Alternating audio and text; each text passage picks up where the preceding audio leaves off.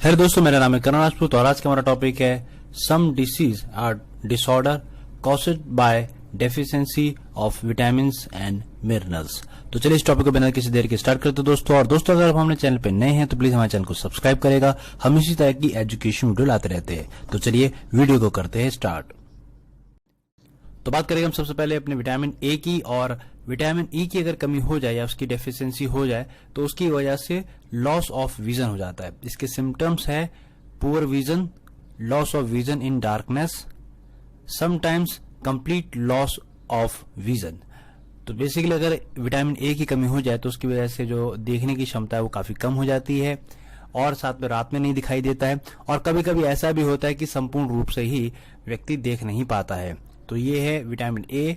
अगर vitamin A की कमी हो तो ये समस्या होती है। तो बात करेंगे हम अपने अगले विटामिन की, यानी कि विटामिन B1। और इसकी डेफिशिएंसी से डिसीज होती है या डिसऑर्डर होता है बेरी। इसके सिम्टम्स जो है वो weak muscles and very little energy to work, यानी कि मसल्स जो है काफी कमजोर हो जाते हैं और साथ में इसकी एनर्जी काफी कम हो जाती है। जैसे आप चित्र में देख पा रहे हैं कि किस तरह से यहाँ पे मसल्स बहुत वीक है और एनर्जी भी लगभग काम के लिए बिल्कुल नहीं है। तो याद रखिएगा विटामिन B1 से होती है। अगर उसकी कमी हो जाए तो उसकी वजह से बेरी नामक रोग होता है। और अब हम बात करेंगे अपने विटामिन सी।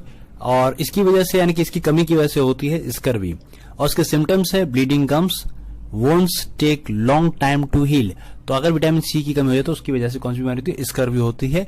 मसूड़ों से खून आना और जख्म का जल्दी ठीक ना होना, ये सारी समस्या विटामिन सी की वजह से होती है।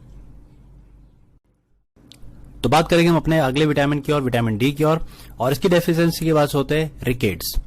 तो अगर विटामिन डी की कमी हो जाए तो रिकेट्स नामक रोग होता है। और इसके सिम्टम्स क्या है? बेसिकली जैसे कि bones become soft and band, यानी कि जो हड्डियां हैं वो काफी कोमल हो जाती है और मुड़ जाती है। जैसे कि आप चित्र में देख भी पा रहे हो कि नॉर्मल हड्डी इस तरह से है और जिसको इस तरह का नामक रोग हो जाता है तो उसकी हड्डियां इस तरह से मुड़ जाती है या सॉफ्ट हो जाती है। तो बात करेंगे हम अपने अगले मिनरल्स की, जो कि है कैल्शियम। और उसकी डेफिशिएंसी के डिसऑर्डर होता है बोन्स और टूथ पर, यानी कि दांतों पर इसका असर होता है। और उसके सिम्टम्स क्या हो सकते हैं? जैसे कि वीक बोन्स और टूथ डिक्लाइन, यानी कि दांतों का सड़ना इसमें हो सकता है। आप यहाँ पे देख रहे हो कि जैसे कि मैंने चित्र में दिखा भी रखा है कि दो हड्डियां दिखा रखी है और इसके जो अंदर के जो पार्ट्स है आप जिस तरह से देख सकते हैं कि एक हड्डी बहुत घनी हुई है और दूसरी में हड्डी का घनात्व कम है। तो ये कैल्शियम की कमी की वजह से ऐसा होता है।